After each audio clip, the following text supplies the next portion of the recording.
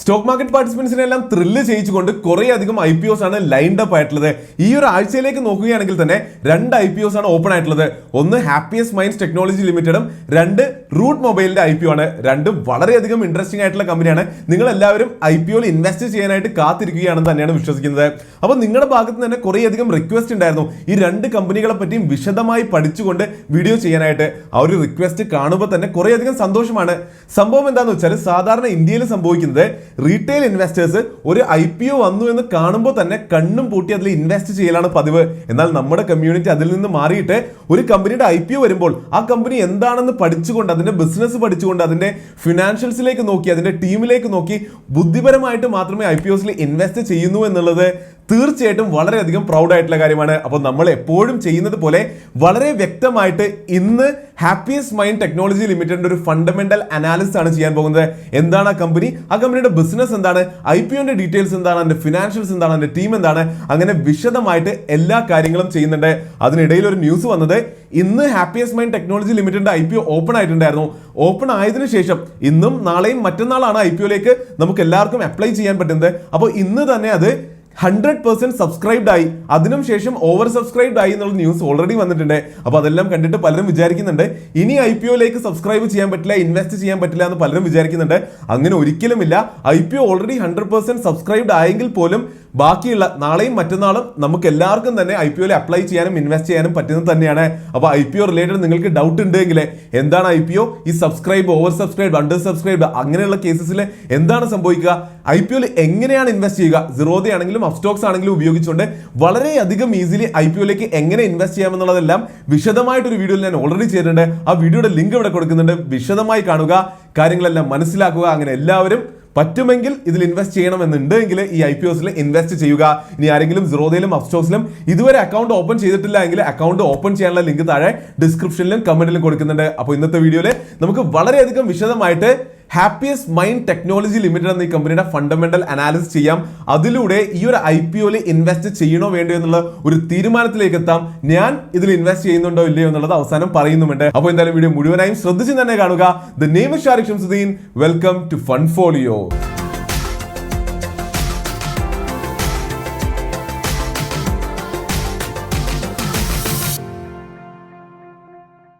അപ്പോൾ എപ്പോഴത്തെ പോലെയും ആദ്യം ഡിസ്ക്ലെയിമർ ആണ്, ഇത് നമ്മൾ പഠിക്കാനായിട്ട് എഡ്യൂക്കേഷണൽ പർപ്പസിന് വേണ്ടി മാത്രം ചെയ്യുന്ന വീഡിയോ ആണ്. ഒരിക്കലും ഇതൊരു സ്റ്റോക്ക് റെക്കമെൻഡേഷനോ ഈ ഒരു IPOയിലേക്ക് നിങ്ങൾ ഇൻവെസ്റ്റ് ചെയ്യണമോ വേണ്ടയോ എന്ന് പറയുന്ന ആ ഒരു അഡ്വൈസ് ആയിട്ട് എടുക്കരുത്. ഇത് എഡ്യൂക്കേഷണൽ പർപ്പസിന് വേണ്ടി മാത്രം ചെയ്യുന്നതാണ്. അപ്പോൾ ഇനി നമുക്ക് മുന്നിലേക്ക് വളരെയധികം സ്ട്രക്ചേർഡ് ആയിട്ട് ഈ ഒരു ഫണ്ടമെന്റൽ അനാലിസിസ് ചെയ്യാം. ഏറ്റവും ആദ്യം ഈ ഒരു IPOന്റെ ഡീറ്റെയിൽസിലേക്ക് നമ്മൾ നോക്കേണ്ടതുണ്ട്. അപ്പോൾ ഇന്ന് 7 സെപ്റ്റംബർ 2020 ഈ IPO ഓപ്പൺ ആയിരിക്കുന്നത്. ഇന്നും നാളെയും മറ്റന്നാൾ, അതായത് 9 സെപ്റ്റംബർ 2020 വരെ ഈ IPO ഓപ്പൺ ആണ്. ഇതിന്റെ അലോട്ട്മെന്റ് ഡേറ്റ് 14 സെപ്റ്റംബർ 2020 ആണ്. ലിസ്റ്റിംഗ് ഡേറ്റ് ഈ ഒരു IPO കഴിഞ്ഞ് IPOയിൽ സബ്സ്ക്രൈബ് ചെയ്തവർക്ക് അത് കിട്ടുന്നത് 14 സെപ്റ്റംബർ ആണ്. അതിനുശേഷം NSEയിലും BSEയിലും സ്റ്റോക്ക് മാർക്കറ്റിൽ നമ്മുടെ ആപ്പിൽ നോക്കുമ്പോൾ കാണുന്ന രീതിയിൽ അത് ലിസ്റ്റ് ചെയ്യപ്പെടുന്നത് അത് 17 സെപ്റ്റംബർ 2020 ഈ ഒരു IPOയുടെ മുഴുവൻ സൈസിലേക്ക് നോക്കുകയാണെങ്കിൽ ഈ ഒരു കമ്പനി ഈ ഒരു IPOയിലൂടെ നിയർലി 702 കോടി രൂപയാണ് റേസ് ചെയ്യുന്നത്. ഈ 702 കോടി രൂപ റേസ് ചെയ്യുന്നു എന്ന് എപ്പോഴും പറയുമ്പോൾ ഞാൻ പറയുന്ന ഒരു കാര്യമുണ്ട്, ഒരു IPO വരുന്നു എന്ന് കേൾക്കുമ്പോൾ തന്നെ അവർ 702 കോടി രൂപ റേസ് ചെയ്യുന്നുണ്ട്. എന്നാൽ അതിനകത്ത് തന്നെ എത്ര രൂപയാണ് കമ്പനിയിലേക്ക് പോകുന്നത്, എത്ര രൂപയാണ് അതിന്റെ പ്രൊമോട്ടർ ഷെയർ വിറ്റ് പ്രൊമോട്ടറിന്റെ പോക്കറ്റിലേക്ക് പോകുന്നതെന്ന് എപ്പോഴും നമ്മൾ നോക്കേണ്ടതുണ്ട്. അത് ഇവിടെ നോക്കുകയാണെങ്കിൽ ഫ്രഷ് ഇഷ്യൂ കമ്പണന്റ് 110 കോടി രൂപയാണ്. അപ്പോൾ ഇവർ റേസ് ചെയ്യുന്ന 702 കോടി രൂപയിൽ 110 കോടി രൂപയാണ് കമ്പനിയുടെ ആവശ്യങ്ങൾക്ക് കമ്പനിയിലേക്ക് പോകുന്നത്. ബാക്കി 592 കോടിയോളം രൂപ ഇതിന്റെ പ്രൊമോട്ടേഴ്സിന്റെ പോക്കറ്റിലേക്കാണ് പോകുന്നത്. അവര് ഇത്രനാൾ വർക്ക് ചെയ്ത് അവരുടെ കയ്യിലുള്ള ഷെയർസ് വിറ്റതിന് അവർക്ക് കിട്ടുന്ന ഒരു റിവാർഡ് ആയിട്ടാണ് ഈ 592 കോടിയോളം രൂപ പോകുന്നത്. അതിനുശേഷം ഈ ഒരു IPOന്റെ പ്രൈസ് ബാൻഡിലേക്ക് നോക്കുകയാണെങ്കിൽ 165 രൂപ മുതൽ 166 രൂപ വരെയാണ് ഒരു സ്റ്റോക്കിന്റെ വില നിശ്ചയിച്ചിട്ടുള്ളത്. ഇവിടെയും നിങ്ങൾക്ക് പ്രൈസ് ബാൻഡ് റിലേറ്റഡ് ഡൗട്ട് ഉണ്ടെങ്കിൽ ഞാൻ ആദ്യം പറഞ്ഞ ഒരു IPOന്റെ വീഡിയോ കണ്ടാൽ മതി. ഈ ഒരു പ്രൈസ് ബാൻഡ് എന്താണെന്നും ഇത് വെച്ചിട്ട് ഫൈനൽ ലിസ്റ്റിംഗ് പ്രൈസ് എങ്ങനെയാണ് തീരുമാനിക്കുന്നതെന്നും എല്ലാം വിശദമായിട്ട് ആ ഒരു വീഡിയോയിൽ നമ്മൾ എക്സ്പ്ലെയിൻ ചെയ്തിട്ടുണ്ട്. അതുപോലെ തന്നെ നമുക്ക് അറിയുന്ന കാര്യമാണ്, ഒരു IPO നടക്കുമ്പോൾ നമുക്ക് ഒരു സ്റ്റോക്ക് ആയിട്ടോ 5 സ്റ്റോക്ക് ആയിട്ടോ അല്ലെങ്കിൽ നമുക്ക് ഇഷ്ടമുള്ള സ്റ്റോക്കുകൾ വാങ്ങാൻ പറ്റില്ല. എപ്പോഴും ഒരു ലോട്ടിൽ മാത്രമേ വാങ്ങാൻ പറ്റുള്ളൂ. അപ്പോൾ ഈ ഒരു കമ്പനിയുടെ കേസിൽ IPO നടക്കുമ്പോൾ ഒരു ലോട്ടിലെ മിനിമം നമ്പർ ഓഫ് ഷെയർസ് എന്ന് പറയുന്നത് 90 ഷെയർസ് ആണ്. അതായത് മിനിമം ഒരാൾക്ക് ഒരു ലോട്ടെങ്കിലും വാങ്ങേണ്ടി വരും. അപ്പോൾ ഈ ഒരു IPO നിങ്ങൾക്ക് അപ്ലൈ ചെയ്യണമെങ്കിൽ തന്നെ ഒരു ലോട്ട് വാങ്ങണം, അതായത് 90 ഷെയർസ് വാങ്ങണം. അതായത് നിയർലി 14,940 രൂപയോളം ഉണ്ടെങ്കിൽ ഒരു ലോട്ട് വാങ്ങാൻ പറ്റും, ഈ ഒരു IPO സബ്സ്ക്രൈബ് ചെയ്യാൻ പറ്റും. അതുപോലെ തന്നെ ഒരാൾക്ക് അപ്ലൈ ചെയ്യാൻ പറ്റുന്ന മാക്സിമം ക്വാണ്ടിറ്റി എന്ന് പറയുന്നത് 13 ലോട്ട്സ് ആണ്. അതായത് 1,94,000 രൂപയോളമാണ് ഒരാൾക്ക് ഈ ഒരു IPO ഇൻവെസ്റ്റ് ചെയ്യാൻ പറ്റുക. എന്നാൽ ഇവിടെ ശ്രദ്ധിക്കേണ്ട ഒരു കാര്യം, ഞാൻ ആദ്യം പറഞ്ഞു, ഇന്ന് ഓൾറെഡി ഈ ഒരു IPO ഓവർ സബ്സ്ക്രൈബ്ഡ് ആയി കഴിഞ്ഞു. അപ്പോൾ ഓവർ സബ്സ്ക്രൈബ്ഡ് ആയിട്ടുള്ള IPO നമ്മൾ എത്ര ലോട്ട്സിന് അപ്ലൈ ചെയ്യുകയാണെങ്കിലും, 2 ലോട്ടിനാണെങ്കിലും 5 ലോട്ടാണെങ്കിലും അല്ലെങ്കിൽ മാക്സിമം ആയിട്ടുള്ള 13 ലോട്ട്സിന് ഒരു റീറ്റെയിൽ ഇൻവെസ്റ്റർ അപ്ലൈ ചെയ്യുകയാണെങ്കിൽ പോലും ഓവർ സബ്സ്ക്രൈബ്ഡ് ആയി എന്നുള്ളത് കൊണ്ട് ഒരാൾക്ക് കിട്ടുകയാണെങ്കിൽ തന്നെ മാക്സിമം ഒരു ലോട്ട് മാത്രമേ കിട്ടുള്ളൂ. അപ്പൊ എന്റെ ഒരു അഡ്വൈസ് എന്ന് പറയുന്നത്, ആരെങ്കിലും ഈ ഒരു IPO അപ്ലൈ ചെയ്യുന്നുണ്ടെങ്കിൽ വെറുതെ നിങ്ങൾ എല്ലാ പൈസയും ഇട്ട് ആ ഒരു ഫണ്ട് ബ്ലോക്ക് ചെയ്ത് വെക്കേണ്ട ആവശ്യമില്ല. വെറും ഒരു ലോട്ട് മാത്രം അപ്ലൈ ചെയ്താൽ മതി, കാരണം അത്ര മാത്രമേ മാക്സിമം കിട്ടുകയുള്ളൂ. അപ്പൊ IPO റിലേറ്റഡ് എല്ലാ ഡീറ്റെയിൽസും കിട്ടിയിട്ടുണ്ട്. അപ്പോൾ അത് മനസ്സിലായ സ്ഥിതിക്ക് ഞാൻ എപ്പോഴും പറയുന്ന പോലെ IPO നടക്കുന്നുണ്ട് എന്നുള്ളത് നമുക്ക് മനസ്സിലായി. എന്തിനാണ് ആ കമ്പനി IPO നടത്തുന്നത് നമ്മൾ ചോദിക്കേണ്ടതുണ്ട്. ഒബ്ജക്റ്റീവ്സ് ഓഫ് ദിസ് IPO, അതിലേക്ക് നമുക്ക് നോക്കാം. ഇവിടെ ഞാൻ പറഞ്ഞതുപോലെ IPO നടക്കുന്നു എന്നുള്ളത് കൊണ്ട് തന്നെ എപ്പോഴത്തെ പോലെ നമ്മൾ ചോദിച്ചു, ഈ പൈസ എവിടേക്കാണ് പോകുന്നത്? അവിടെ നമ്മൾ കണ്ടു 110 കോടി രൂപയാണ് കമ്പനിയിലേക്ക് പോകുന്നത്, ബാക്കി 592 രൂപ ഓഫർ ഫോർ സെയിലാണ്. അതുകൊണ്ട് തന്നെ ആ പൈസ പോകുന്നത് പ്രൊമോട്ടേഴ്സിന്റെ പോക്കറ്റിലേക്കാണ്.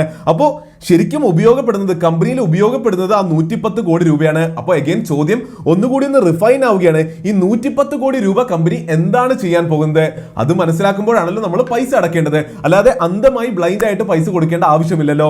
അപ്പോൾ ഒബ്ജക്റ്റീവ്സിലേക്ക് നോക്കുകയാണെങ്കിൽ കാണാൻ പറ്റുന്നത്, ഈ ഒരു കമ്പനിയുടെ ലോങ് ടേം വർക്കിംഗ് ക്യാപിറ്റൽ റിക്വയർമെന്റിലേക്ക് ഈ പൈസ ഇവർ ഉപയോഗിക്കാൻ പ്ലാൻ ചെയ്യുന്നുണ്ട്. അത് ഏറെക്കുറെ ഏതൊരു IPO നോക്കുകയാണെങ്കിലും ഫണ്ട് റേസ് ചെയ്യുന്ന എല്ലാ കമ്പനികളും പറയുന്നത് ഇത് തന്നെയാണ്, വർക്കിംഗ് ക്യാപിറ്റൽ റിക്വയർമെന്റിലേക്ക് പൈസ ഉപയോഗിക്കും എന്നുള്ളത്. അതുപോലെ തന്നെ സെക്കൻഡ് റീസൺ ആയിട്ട് ഇവർ തന്നിരിക്കുന്നത് ജനറൽ കോർപ്പറേറ്റ് പർപ്പസ് എന്നുള്ളതാണ്. അപ്പൊ ഈ 2 റീസൺസ് ആണ് ഈ കമ്പനിയുടെ റെഡ് ഹെറിംഗ് പ്രോസ്പെക്ടസിൽ ഈ IPO നടത്തുന്നതിൽ, ഈ ഫണ്ട് റേസ് ചെയ്യുന്നതിലൂടെയുള്ള ലക്ഷ്യങ്ങളായിട്ട് ഇവർ കാണിച്ചിട്ടുള്ളത്. അവിടെയാണ് ഓർത്തത്, എപ്പോഴും ഞാൻ പറയാറുള്ളത് പോലെ ഒരു കമ്പനി IPO നടത്തുമ്പോൾ ആ കമ്പനിയുടെ ഡ്രാഫ്റ്റ് റെഡ് ഹെറിംഗ് പ്രോസ്പെക്ടസ് പബ്ലിക്കിന് അവൈലബിൾ ആക്കാറുണ്ട്. ആ റെഡ് ഹെറിംഗ് പ്രോസ്പെക്ടസ് വായിക്കുകയാണെങ്കിൽ ആ കമ്പനിയുടെ റിലേറ്റഡ് ആയിട്ടുള്ള എല്ലാ ഇൻഫർമേഷനും നമുക്ക് കിട്ടാവുന്നതാണ്. ശരിക്കും ആ ഒരു ഡോക്യുമെന്റ് വായിച്ചിട്ട് അത് മനസ്സിലാക്കിയിട്ടാണ് നമ്മളൊരു ഇൻഫോംഡ് ഡിസിഷൻ എടുത്തിട്ട് IPO ഇൻവെസ്റ്റ് ചെയ്യേണ്ടത്. ഞാൻ ബേസിക്കലി ചെയ്യുന്നത് ആ ഡോക്യുമെന്റ് വായിച്ച് പഠിച്ച് നിങ്ങളുടെ മുന്നിൽ പ്രസന്റ് ചെയ്യലാണ്. എന്നാലും എൻ്റെ ഒരു ആഗ്രഹം എന്ന് പറയുന്നത്, നിങ്ങൾ എല്ലാവരും ആ ഡോക്യുമെന്റ് ഡൗൺലോഡ് ചെയ്ത് സ്വയം ഒന്ന് പഠിക്കണം, സ്വയം ഒന്ന് അനലൈസ് ചെയ്യണം എന്നുള്ളത് തന്നെയാണ്. അതുകൊണ്ട് തന്നെ ആ ഡ്രാഫ്റ്റ് റെഡ് ഹെറിംഗ് പ്രോസ്പെക്ടസിന്റെ ഡൗൺലോഡ് ചെയ്യാനുള്ള ലിങ്ക് ഞാൻ താഴെ ഡിസ്ക്രിപ്ഷനിലും കമന്റിലും കൊടുക്കുന്നുണ്ട്. തീർച്ചയായിട്ടും നിങ്ങൾ നോക്കുക. അപ്പോൾ നമ്മളിപ്പോൾ IPOയുടെ ഡീറ്റെയിൽസ് മനസ്സിലായി, ഒബ്ജക്റ്റീവ്സ് ഓഫ് ദ IPO മനസ്സിലായി. അപ്പോൾ അത് മനസ്സിലായ സ്ഥിതിക്ക് നമ്മൾ എപ്പോഴും ചെയ്യുന്ന പോലെ ഈ ബിസിനസ്സിലേക്ക് കടക്കാം.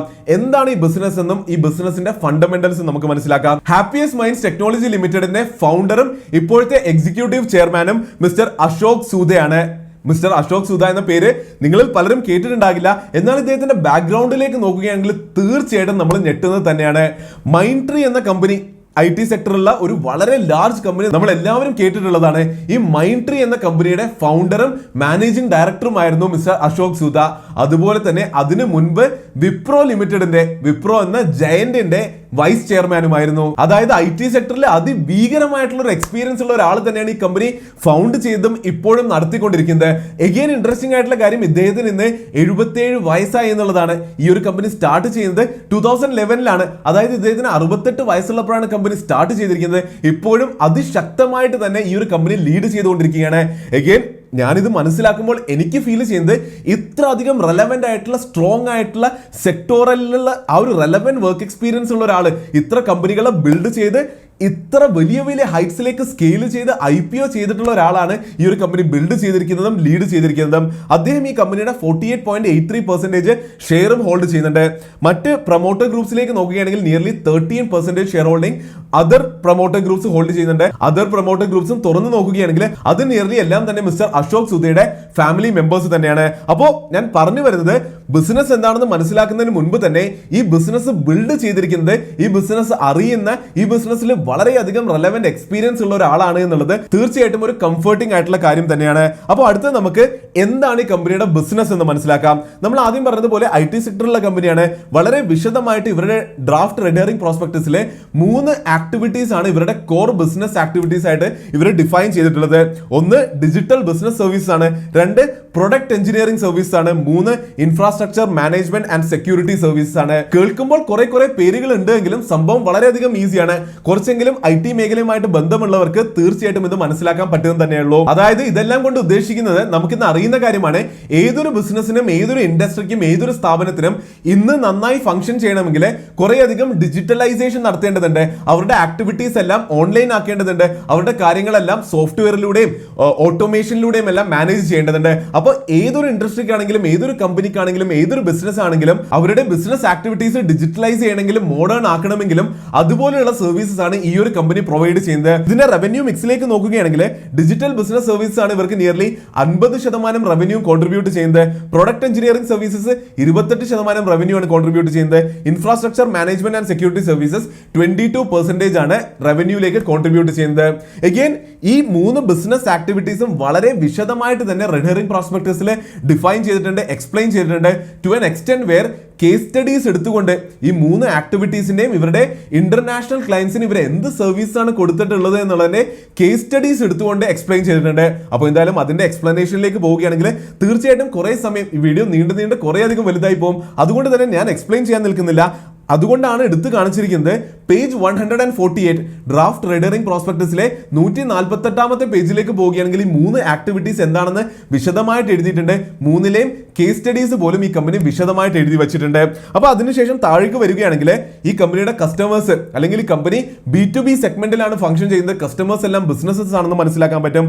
അതുപോലെ തന്നെ നമ്മൾ ഏറ്റവും ആദ്യം ഒരു ബിസിനസിനെ ജഡ്ജ് ചെയ്യാൻ ഉപയോഗിക്കുന്നതാണ് അതിന്റെ പ്രോഫിറ്റ് മാർജിൻ എത്രയാണെന്നുള്ളത്.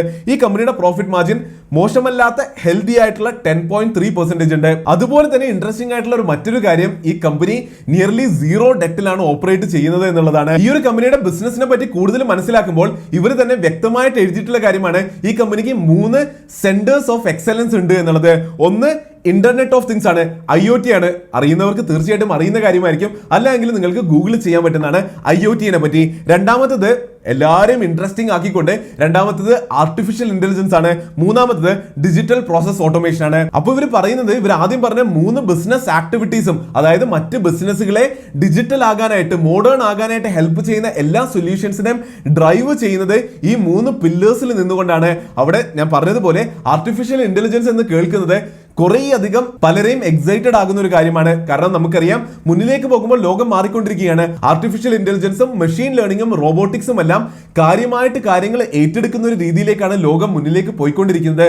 അപ്പോൾ അങ്ങനെയുള്ള ഒരു ലോകത്തിലേക്ക് അങ്ങനെയുള്ള സർവീസസ് പ്രൊവൈഡ് ചെയ്യാൻ ഈ കമ്പനി നിൽക്കുന്നുണ്ടെങ്കിൽ തീർച്ചയായിട്ടും മുന്നിലേക്ക് ഹൈ പൊട്ടൻഷ്യൽ ആണ് എന്നുള്ളത് വ്യക്തമായിട്ട് തന്നെ നമുക്ക് മനസ്സിലാക്കാൻ പറ്റുന്നതാണ്. അതുപോലെ തന്നെ ഒരു വളരെ സിമ്പിൾ ആയിട്ട് ചെറിയ നമ്പേഴ്സിലേക്ക് നോക്കുകയാണെങ്കിൽ നിയർലി 157 ആക്റ്റീവ് ആയിട്ടുള്ള ഹാപ്പി കസ്റ്റമേഴ്സ് ഇവർക്കുണ്ട്. അതുപോലെ തന്നെ നിയർലി 2400ഓളം എംപ്ലോയീസും കറന്റ് ഈ ഒരു കമ്പനിക്ക് ഉണ്ട്. ഇവരുടെ വെബ്സൈറ്റിലേക്ക് പോയി നോക്കുകയാണെങ്കിൽ നമുക്ക് കാണാൻ പറ്റും ഇവർ വിശ്വസിക്കുന്ന കാര്യം എന്താണെന്ന് വെച്ചാൽ ഹാപ്പി എംപ്ലോയീസ് ഉണ്ടാക്കുക, അങ്ങനെ ഇവഞ്ച്വലി ഹാപ്പി കസ്റ്റമേഴ്സിനെ ഉണ്ടാക്കിയെടുക്കുക എന്നുള്ളതാണ്. തീർച്ചയായിട്ടും വളരെ നല്ലൊരു മോട്ടോയിൽ വളരെ എത്തിക്കലി റൺ ചെയ്യുന്ന ഒരു കമ്പനിയാണ് എന്നുള്ളത് വളരെ വ്യക്തമായിട്ട് വിശദമായിട്ട് നമുക്ക് മനസ്സിലാക്കാൻ പറ്റുന്നുണ്ട്. എഗെയിൻ ഇവരുടെ മാർക്കറ്റിലേക്കും കസ്റ്റമർ ബേസിലേക്കും നോക്കുകയാണെങ്കിൽ വളരെ ചെറിയ കസ്റ്റമേഴ്സ് മാത്രമേ ഇവർക്ക് ഇന്ത്യയിലുള്ളൂ. ഇവരുടെ കൂടുതൽ കസ്റ്റമേഴ്സ് ഉള്ളത് ഫോറിനിലാണ്, പുറത്താണ്. അവിടെയും നമ്മൾ നോക്കുകയാണെങ്കിൽ സ്പെസിഫിക്കലി US-ലെ അമേരിക്കയിലാണ് ഇവർക്ക് ഏറ്റവും കൂടുതൽ ക്ലയൻസും കസ്റ്റമേഴ്സും ഉള്ളത്. അടുത്ത വളരെയധികം ഇൻട്രസ്റ്റിംഗ് ആയിട്ടുള്ള കാര്യം ഇവരുടെ മാർക്കറ്റ് സൈസും ഇൻഡസ്ട്രി അനാലിസിസുമാണ്. അതായത് ഇവരുടെ മാർക്കറ്റ് സൈസ് 2019-ലെ നിയർലി $700 ബില്യൺ ആണ്. അത് കേട്ട് തന്നെ നെറ്റേണ്ട ആവശ്യമില്ല. നെറ്റേണ്ടത് ആക്ച്വലി ഈ ഒരു ഇൻഡസ്ട്രിയുടെ ഈ ഒരു മാർക്കറ്റിന്റെ എക്സ്പെക്ടഡ് CAGR ഗ്രോത്ത് കാണുമ്പോഴാണ്. അത് എക്സ്പെക്ട് ചെയ്യുന്നത് നിയർലി 20%. അതായത് ഈ ഒരു കമ്പനി എക്സിസ്റ്റ് ചെയ്യുന്ന ഈ ഒരു മേഖല ഗ്രോ ചെയ്യാൻ പോകുന്നത് തന്നെ CAGR 20% വെച്ചാണ്.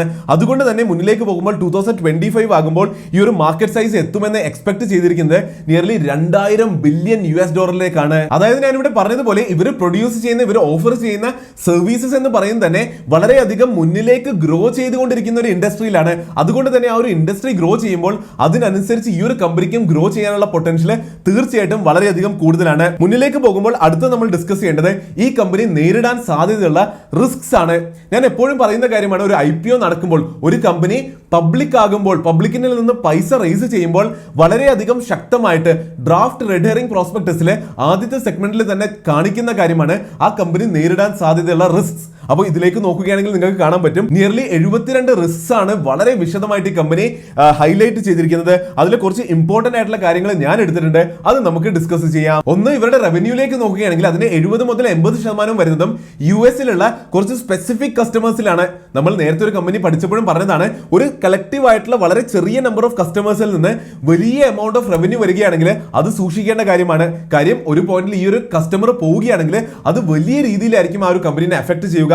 ആ ഒരു പ്രശ്നം ഈ ഒരു കമ്പനിയും നേരിടുന്നുണ്ട്. രണ്ടാമത്തെ കാര്യം, ഈ ഒരു കമ്പനിക്ക് വേണ്ട ടാലന്റ്, എംപ്ലോയീസിന് അറിയേണ്ട സ്കിൽസ് വളരെ സ്പെസിഫിക് ആയിട്ടുള്ളതാണ്. അപ്പോൾ ടാലന്റഡ് ആയിട്ടുള്ള എംപ്ലോയീസിനെ കണ്ടുപിടിക്കൽ തന്നെ ഇവർക്ക് പാടുള്ള കാര്യമാണ്. അതുപോലെ തന്നെ ഇവരുടെ എംപ്ലോയീസ് കുറച്ച് നാൾ വർക്ക് ചെയ്തിട്ട് വിട്ടുപോകുന്നതായിട്ടും ഇവർക്ക് കാണാൻ പറ്റുന്നുണ്ട്. അതൊരു റിസ്ക് ആയിട്ട് വളരെ വിശദമായിട്ട് ഇവർ എടുത്ത് കാണിക്കുന്നുണ്ട്. എക്കണോമിക് സ്ലോ ഡൗൺ, കോവിഡ് കാരണം ഉണ്ടായ എക്കണോമിക് സ്ലോ ഡൗൺ കാരണം വലിയ പ്രശ്നങ്ങളൊന്നും ഇവർക്ക് ഇല്ല എന്നുള്ളത് വളരെ വിശദമായിട്ട് ഒരു സെക്ഷനിൽ ഇവർ എഴുതിയിട്ടുണ്ട്. എന്നാലും മുന്നിലേക്ക് പോകുമ്പോൾ ഇതൊരു റിസ്ക് ആകാൻ സാധ്യതയുണ്ട് എന്നുള്ളത് ഇവർ വ്യക്തമായിട്ട് എഴുതിയിട്ടുണ്ട്. അതുപോലെ തന്നെ നമ്മൾ റീസെന്റ് വായിച്ചതാണ്, US-ലേക്ക് H1B വിസ കൊടുക്കുന്നതിൽ കുറേയധികം റെസ്ട്രിക്ഷൻസ് വന്നിട്ടുണ്ട്. അതുപോലുള്ള കാര്യങ്ങൾ സംഭവിക്കുകയാണെങ്കിൽ നേരിട്ട് ഇതുപോലെയുള്ള കമ്പനികളെ അഫക്ട് ചെയ്യാറുണ്ട്. ഏറ്റവും അവസാനത്തെ റിസ്ക് എല്ലാ IT കമ്പനീസിലും പറയാറുള്ളത് തന്നെയാണ്, അത് ഫോറക്സ് ഫ്ലക്ച്വേഷൻസ് ആണ്. അത് US ഡോളറിന് അഗേൻസ്റ്റ് ഇന്ത്യൻ റുപ്പി വീക്ക് ആവുകയാണെങ്കിലും സ്ട്രോങ് ആവുകയാണെങ്കിലും അതിനനുസരിച്ച് ഈ കമ്പനീസ് എല്ലാം എപ്പോഴും അഫക്ട് ചെയ്യാറുണ്ട്. കാരണം എന്താണ്, ഈ കമ്പനീസിന്റെ എല്ലാം റവന്യൂ വരുന്നത് US ഡോളറിലാണ്. അതുകൊണ്ട് തന്നെ റുപ്പി സ്ട്രോങ് ആവുകയാണെങ്കിൽ, US ഡോളർ വീക്ക് ആവുകയാണെങ്കിൽ അത് ഈ കമ്പനീസിനെ മോശമായിട്ടാണ് അഫക്ട് ചെയ്യാറുള്ളത്. അപ്പോൾ ഇങ്ങനത്തെ കുറച്ച് റിസ്ക്സ് തീർച്ചയായിട്ടും ഉണ്ട്. അത് ഞാൻ പറഞ്ഞതുപോലെ IPO ചെയ്യുന്നത് കൊണ്ട് എല്ലാ റിസ്ക്കും അവർ എഴുതുന്നു എന്ന് മാത്രം, അത് നമ്മൾ വായിച്ചു നോക്കുക, റിസ്കുകളെല്ലാം നമ്മൾ തന്നെ ബാലൻസ് ചെയ്ത് നോക്കുക. അതിനുശേഷം നമ്മളൊരു ഇൻഫോംഡ് ആയിട്ടുള്ള ഡിസിഷൻ എടുക്കുക, ഈ ഒരു കമ്പനിയിൽ ഇൻവെസ്റ്റ് ചെയ്യണോ വേണ്ടയോ എന്നുള്ളത്. അടുത്തത് നമ്മൾ ഡിസ്കസ് ചെയ്യേണ്ടത് ബിസിനസ് മനസ്സിലായ സ്ഥിതിക്ക് ഇനി നമുക്ക് ഇതിന്റെ ഫിനാൻഷ്യൽ അനാലിസിസിലേക്ക് കിടക്കാം. വളരെ പെട്ടെന്ന് നോക്കുകയാണെങ്കിൽ ഇതിന്റെ റവന്യൂലേക്ക് നോക്കുകയാണെങ്കിൽ ഇത് കഴിഞ്ഞ കൺക്ലൂഡ് ചെയ്ത ഫിനാൻഷ്യൽ ഇയർ 20-ലെ റവന്യൂലേക്കാണ് നമ്മൾ നോക്കുന്നത്. നിയർലി 714 കോടി രൂപയുണ്ടായിരുന്നു. അതിന് മുൻപത്തെ 5 വർഷത്തെ റവന്യൂ ഗ്രോത്തിന്റെ CAGR-ലേക്ക് നോക്കുകയാണെങ്കിൽ 17.2% CAGR-ലാണ് റവന്യൂ ഗ്രോ ചെയ്തുകൊണ്ടിരിക്കുന്നത്. തീർച്ചയായിട്ടും വളരെ നല്ല ഗ്രോത്ത് തന്നെയാണ്. പ്രോഫിറ്റിലേക്ക് നോക്കുകയാണെങ്കിൽ 72 കോടി രൂപയുടെ പ്രോഫിറ്റ് കഴിഞ്ഞ വർഷം ഉണ്ടാക്കിയിട്ടുണ്ട്.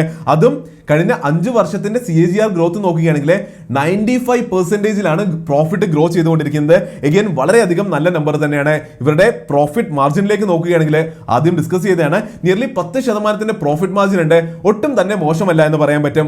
എഗെയിൻ ആദ്യം ഡിസ്കസ് ചെയ്ത പോലെ വളരെ നെഗ്ലിജിബിൾ ആയിട്ടുള്ള അല്ലെങ്കിൽ ഒട്ടും തന്നെ ഡെറ്റ് ഇല്ലാത്ത കമ്പനിയാണ് എന്നുള്ളത് തീർച്ചയായിട്ടും വളരെയധികം നല്ല കാര്യം തന്നെയാണ്. അപ്പോൾ ഇനി നമുക്ക് കുറച്ച് ഗ്രാഫ്സിലേക്ക് നോക്കാം. അതായത് കഴിഞ്ഞ 4 വർഷത്തിലെ റവന്യൂ എങ്ങനെയാണ് ഗ്രോ ചെയ്തതെന്ന് നോക്കുകയാണെങ്കിൽ ഇവിടെ നിങ്ങൾക്ക് കാണാൻ പറ്റും. ഏറ്റവും അവസാനത്തെ ചെറിയ ബാർ നിങ്ങൾക്ക് കാണാൻ പറ്റുന്നത് അത് ഈ വർഷത്തെ ഓൺഗോയിങ് നമ്പേഴ്സ് ആണ്. അതിനെ മാറ്റി വെച്ചിട്ട് കഴിഞ്ഞ 3 വർഷം നോക്കുകയാണെങ്കിൽ റവന്യൂ സ്റ്റെഡിലി ഗ്രോ ചെയ്യുന്ന കാണാൻ പറ്റും. എന്നാൽ പ്രോഫിറ്റിന്റെ ഗ്രാഫിലേക്ക് നോക്കുകയാണെങ്കിൽ ഒരു ഇൻട്രസ്റ്റിംഗ് കാര്യം കാണാൻ പറ്റും. 2 വർഷങ്ങൾ മുൻപ് ഇവർ ലോസ് മേക്കിംഗ് ആയിരുന്നു. എന്നാൽ അവിടെ നിന്ന് അതിശക്തമായിട്ട് അവർ ഗ്രോ ചെയ്തുകൊണ്ട് വളരെ ഹെവിലി പ്രോഫിറ്റ് ഉണ്ടാക്കുന്ന ഒരു കമ്പനിയായി മാറിയിട്ടുണ്ട്. ഇതെല്ലാം തീർച്ചയായിട്ടും നല്ല സൂചനകൾ തന്നെയാണ് തരുന്നത്. എഗെയിൻ ഒരു കമ്പനീനെ അളക്കാനായിട്ട് നമ്മൾ എപ്പോഴും ഉപയോഗിക്കുന്ന കാര്യങ്ങൾ ഫിനാൻഷ്യൽ റേഷ്യോസ് ആണ്. ROCE-ലേക്ക് നോക്കുകയാണെങ്കിൽ വളരെ ഹെൽത്തി ആയിട്ടുള്ള 33% ROCE ഈ കമ്പനിക്ക് ഉണ്ട്. ROE 27% ഉണ്ട്. PE ഒട്ടും തന്നെ ഓവർ വാല്യൂഡ് അല്ല, 11 എന്നുള്ള PE ആണ് ഈ കമ്പനിക്കുള്ളത്. എഗെയിൻ ROCE-യുടെ കാര്യമാണെങ്കിലും ROE ആണെങ്കിലും PE ആണെങ്കിലും നമുക്ക് അറിയുന്ന കാര്യമാണ്. സ്റ്റാൻഡ് അലോൺ ആയിട്ട് ഒരു കമ്പനിയിലേക്ക് മാത്രം നോക്കുകയാണെങ്കിൽ നമുക്ക് ഒരു ഐഡിയയും കിട്ടില്ല. എപ്പോഴും നമ്മൾ ആ കമ്പനിയുടെ ഇൻഡസ്ട്രിയിലുള്ള മറ്റ് കമ്പനികളുടെ ROE ആയിട്ടും ROCE ആയിട്ടും PE-യുമായിട്ട് കമ്പയർ ചെയ്യണം. അപ്പോൾ മാത്രമേ ഈ കമ്പനി എവിടെ നിൽക്കുന്നു എന്ന് നമുക്ക് മനസ്സിലാക്കാൻ പറ്റുള്ളൂ. അതിനുവേണ്ടി തന്നെ ഹാപ്പിയസ്റ്റ് മൈൻഡ്സ് ടെക്നോളജി ലിമിറ്റഡിന്റെ പിയേഴ്സുമായിട്ട് അതിന്റെ ഇൻഡസ്ട്രി കോമ്പറ്റീറ്റേഴ്സുമായിട്ട് കമ്പയർ ചെയ്തുകൊണ്ട് ഇത് എവിടെ നിൽക്കുന്നു എന്ന് നമുക്ക് മനസ്സിലാക്കാം. ഇപ്പോൾ ഉള്ള ഗ്രാഫുകൾ നിങ്ങൾക്ക് കാണാൻ പറ്റുന്നു എന്ന് വിശ്വസിക്കുന്നു. ഈ ഒരു ഗ്രാഫുകളിൽ നമുക്ക് കാണാൻ പറ്റുന്നത് ഈ ഒരു കമ്പനിയുടെ കോമ്പറ്റീറ്റേഴ്സിന് നിങ്ങൾക്ക് കാണാൻ പറ്റുന്നുണ്ട്. കോമ്പറ്റീറ്റേഴ്സുമായിട്ട് കമ്പയർ ചെയ്തുകൊണ്ട് ഓപ്പറേറ്റിംഗ് മാർജിൻ ROCE ROE-യുമായിട്ട് നമ്മൾ കമ്പയർ ചെയ്യുന്നുണ്ട്. അക്സെഞ്ചർ തീർച്ചയായിട്ടും വളരെ നല്ല രീതിയിൽ ഹാപ്പിയസ്റ്റ് മൈൻഡ്സിനേക്കാളും പെർഫോം ചെയ്യുന്നുണ്ട്. അതുപോലെ തന്നെ ഇൻഫോസിസ് പോലുള്ള മേജർ ലാർജ് കമ്പനീസിനും ഹാപ്പിയസ്റ്റ് മൈൻഡ്സിനേക്കാളും വലിയ മാർജിൻ ജനറേറ്റ് ചെയ്യാൻ പറ്റുന്നുണ്ട്, പ്രോഫിറ്റ് മാർജിൻ ചെയ്യാൻ പറ്റുന്നുണ്ട്. എന്നാൽ നമ്മൾ ROCE-ലേക്കും ROE-ലേക്കും നോക്കുകയാണെങ്കിൽ മറ്റ് പല മേജർ കമ്പനീസിനേക്കാളും കൂടുതൽ ROE-യും ROCE-യും ഹാപ്പിയസ്റ്റ് മൈൻഡ്സിന് ജനറേറ്റ് ചെയ്യാൻ പറ്റുന്നു എന്ന് നമുക്ക് കാണുന്നുണ്ട്. അപ്പോൾ ഇത്രയും അധികം കോമ്പറ്റീറ്റേഴ്സിന്റെ ഇടയിൽ ഹാപ്പിയസ്റ്റ് മൈൻഡ്സിനെ വെക്കുമ്പോൾ എന്താണ് കാണാൻ പറ്റുന്നത്? ഒരിക്കലും മോശമായിട്ടുള്ള പെർഫോമൻസ് അല്ല ചെയ്യുന്നത്, എന്നാൽ അതിശക്തമായിട്ടുള്ള എക്സ്ട്രാ ഓർഡിനറി ആയിട്ടുള്ള പെർഫോമൻസും കാഴ്ചവെക്കുന്നില്ല. വളരെയധികം സ്റ്റഡി ആയിട്ടുള്ള ഇൻഡസ്ട്രി എങ്ങനെയാണോ ഏറെക്കുറെ അതുപോലെ തന്നെയുള്ള നമ്പേഴ്സ് തന്നെയാണ് ഈ കമ്പനി കാഴ്ചവെക്കുന്നത്. അതുപോലെ തന്നെ മറ്റ് കുറച്ച് സ്റ്റഡീസ് കൂടി നടത്തുകയാണെങ്കിൽ ഇവിടെ നമ്മുടെ കഴിഞ്ഞ 5 വർഷത്തിന്റെ റവന്യൂ ഗ്രോത്തിന്റെയും പ്രോഫിറ്റ് ഗ്രോത്തിന്റെയും ബേസിസിൽ നമ്മൾ കമ്പയർ ചെയ്യുകയാണെങ്കിൽ അവിടെ വളരെയധികം സ്ട്രോങ് ആയിട്ട് ഹാപ്പിയസ്റ്റ് മൈൻഡ്സിന്റെ റവന്യൂ ഗ്രോത്ത് ചിലപ്പോൾ കമ്പാരിസണിൽ മറ്റ് ചില കമ്പനീസിനേക്കാളും കുറവായിട്ട് കാണാൻ പറ്റുന്നുണ്ട്. എന്നാൽ പ്രോഫിറ്റ് ഗ്രോത്ത് അത് അതിഭീകരമായിട്ട് കൂടിയത് കാണാൻ പറ്റുന്നുണ്ട്. അപ്പോൾ ഇവിടെയും നിങ്ങൾ ഡ്രാഫ്റ്റ് റെൻഡറിംഗ് പ്രോസ്പെക്ടസ് വായിച്ചു നോക്കുകയാണെങ്കിൽ മനസ്സിലാകും കഴിഞ്ഞ കുറച്ച് വർഷങ്ങളായിട്ട് കുറേയധികം കാര്യങ്ങളിൽ ഫോക്കസ് ചെയ്യുന്നതിലൂടെ കമ്പനിയെ വളരെ നല്ല രീതിയിൽ സ്ട്രക്ചർ ചെയ്യുന്നതിലൂടെ കോസ്റ്റ് കൺട്രോൾ ചെയ്യുന്നതിലൂടെ ഇവർക്ക് പ്രോഫിറ്റബിൾ ആകാൻ പറ്റിയെന്ന് കാണിക്കുന്നുണ്ട്. അപ്പോൾ ഇതേ ഒരു ട്രാക്ക് റെക്കോർഡ് മുന്നിലേക്കും കണ്ടിന്യൂ ചെയ്യുകയാണെങ്കിൽ ഇതുപോലെ ഞാൻ പറഞ്ഞതുപോലെ ഹൈ പൊട്ടൻഷ്യൽ ഉള്ള ഈ ഒരു ഗ്രോയിങ് മാർക്കറ്റിൽ ഇവർ ഇത്ര നന്നായി പെർഫോം ചെയ്യുകയാണെങ്കിൽ തീർച്ചയായിട്ടും നല്ലൊരു ഗ്രോത്ത് തന്നെ ഈ ഒരു കമ്പനിയിൽ നിന്ന് നമുക്ക് എക്സ്പെക്ട് ചെയ്യാൻ പറ്റുന്നതാണ്. അങ്ങനെ നമ്മൾ ഏറ്റവും അവസാനത്തെ ഏറ്റവും ഇമ്പോർട്ടന്റ് ആയിട്ടുള്ള സ്ലൈഡിലേക്ക് എത്തിയിരിക്കുകയാണ്. The verdict. എന്താണ് നമ്മുടെ തീരുമാനം? അതായത് നമ്മൾ ഇത്രയും നോക്കിയപ്പോൾ എന്തായാലും കമ്പനി അടിപൊളിയാണെന്ന് മനസ്സിലാകുന്നുണ്ട്. അത് എക്സിസ്റ്റ് ചെയ്യുന്ന ഇൻഡസ്ട്രി അടിപൊളിയാണ്. ഈ ഇൻഡസ്ട്രിയിൽ ഇവർ നന്നായി പെർഫോം ചെയ്യുന്നുണ്ട്. പെർഫോം ചെയ്യുന്നത് എന്തുകൊണ്ടാണ്? നമ്മൾ കണ്ടതുപോലെ അതിശക്തമായിട്ടുള്ളൊരു ടീം, അതിശക്തമായിട്ടുള്ളൊരു ലീഡറാണ് ഈ കമ്പനിയെ ലീഡ് ചെയ്തുകൊണ്ടിരിക്കുന്നത്, നടത്തിക്കൊണ്ടിരിക്കുന്നത്. അപ്പോൾ എന്തുകൊണ്ടും വളരെ നല്ല രീതിയിൽ കമ്പനി പെർഫോം ചെയ്യുന്നുണ്ട് എന്നും മുന്നിലേക്ക് പെർഫോം ചെയ്യാനുള്ള സാധ്യത ഉണ്ട് നമുക്ക് മനസ്സിലാകുന്നുണ്ട്. അതുപോലെ തന്നെ ഫിനാൻഷ്യൽസിലേക്ക് നോക്കുകയാണെങ്കിലും വളരെ നല്ല ഫിനാൻഷ്യൽസ് ആണ്. ഡെറ്റ് ഇല്ല, നല്ല ഗ്രോത്ത് കാണിക്കുന്നുണ്ട്, മുന്നിലേക്കും നല്ല സാധ്യതകളുണ്ട്. അവിടെ ശരിക്കും ഒരു റിസ്ക് നോക്കുകയാണെങ്കിൽ ഒരു പ്രശ്നം നമുക്ക് കാണാൻ പറ്റുന്നത് ഇവര് കോമ്പീറ്റ് ചെയ്യുന്നത് പല ജയൻസ് ആയിട്ടുള്ള IT കമ്പനീസുമായിട്ടാണ്. ഇപ്പൊ ഇൻഫോസിസ് ആണെങ്കിലും TCS ആണെങ്കിലും അതുപോലെ തന്നെ ജയന്റ് ആയിട്ടുള്ള IT കമ്പനീസ് പലരും നേരെ തന്നെ ഹാപ്പിയസ്റ്റ് മൈൻഡ് ടെക്നോളജി ലിമിറ്റഡിന്റെ കോമ്പറ്റീറ്റേഴ്സ് ആയിട്ട് ഇപ്പോൾ ചിലർ എക്സിസ്റ്റ് ചെയ്യുന്നുണ്ട്. മുന്നിലേക്ക് ഇനിയും വളരെ ശക്തമായിട്ട് വരാൻ സാധ്യതയുണ്ട്. അങ്ങനെയെല്ലാം വരുമ്പോൾ ഹാപ്പിയസ്റ്റ് മൈൻഡ്സ് ടെക്നോളജി ലിമിറ്റഡിന്റെ ബിസിനസ് ഹിറ്റ് ആകുമോ, ഇവരെ അഫക്ട് ചെയ്യുമോ എന്നുള്ളത് നമ്മൾ നോക്കി കാണേണ്ടതുണ്ട്. അപ്പോൾ ലോങ് ടേമിലേക്ക് തീർച്ചയായിട്ടും പൊട്ടൻഷ്യൽ ഉള്ള കമ്പനിയാണ്.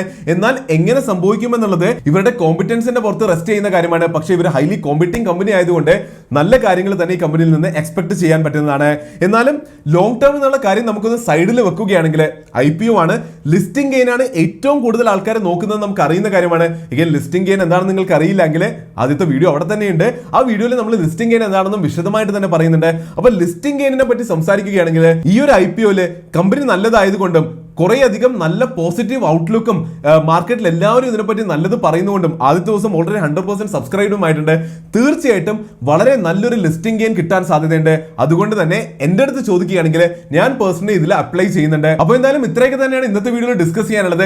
ഹാപ്പിയസ്റ്റ് മൈൻഡ്സ് ടെക്നോളജി ലിമിറ്റഡ് എന്ന ഈ ഒരു കമ്പനിയെ പറ്റി ഒരു ബേസിക് ഐഡിയ, ബേസിക് ഇൻഫർമേഷൻ, ഒരു നോളജ്, ഇതിനെപ്പറ്റിയുള്ള ഫണ്ടമെന്റൽ അനാലിസിസ് നിങ്ങൾക്ക് മനസ്സിലായി എന്ന് വിശ്വസിക്കുന്നു. അങ്ങനെ മനസ്സിലായിട്ടുണ്ടെങ്കിൽ നിങ്ങൾക്ക് ഇഷ്ടപ്പെട്ടുവെങ്കിൽ നിങ്ങൾക്ക് ഇതിനെ പഠിച്ചിട്ട് സ്വയമായിട്ടൊരു ഡിസിഷൻ എടുക്കാൻ പറ്റുന്നുണ്ടെങ്കിൽ തീർച്ചയായിട്ടും നാളെയും മറ്റന്നാളും IPO ഓപ്പൺ തന്നെയാണ്.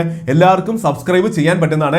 ഞാൻ എന്താണ് ചെയ്യുന്നതെന്ന് ഓൾറെഡി ഷെയർ ചെയ്തിട്ടുള്ളതാണ്. വീഡിയോ കണ്ടിട്ട് ഇഷ്ടപ്പെട്ടെങ്കിൽ തീർച്ചയായിട്ടും ലൈക്ക് ചെയ്ത് സപ്പോർട്ട് ചെയ്യുക. എന്ത് തന്നെ പറയാനുണ്ടെങ്കിലും ഡിസ്കസ് ചെയ്യാനുണ്ടെങ്കിലും കമന്റ് ചെയ്തറിയിക്കുക. നമുക്ക് വളരെ ഹെൽത്തി ആയിട്ടുള്ള ഒരു ഡിസ്കഷൻ അവിടെ ആകാൻ പറ്റുന്നതാണ്. വീഡിയോ മാക്സിമം സ്റ്റോക്ക് മാർക്കറ്റിൽ പാർട്ടിസിപ്പേറ്റ് ചെയ്യുന്നവരിലേക്ക്, IPOയിൽ താല്പര്യമുള്ളവരിലേക്ക് ഷെയർ ചെയ്ത് എത്തിച്ചു കൊടുക്കുക. വീഡിയോ കണ്ടതിന് വളരെയധികം നന്ദിയുണ്ട്. അടുത്ത വീഡിയോയിൽ, അതായത് റൂട്ട് മൊബൈലിന്റെ IPO ഡിസ്കസ് ചെയ്യുന്ന ആ ഒരു വീഡിയോയിൽ കാണുന്നത് വരെ നന്ദി, നമസ്കാരം.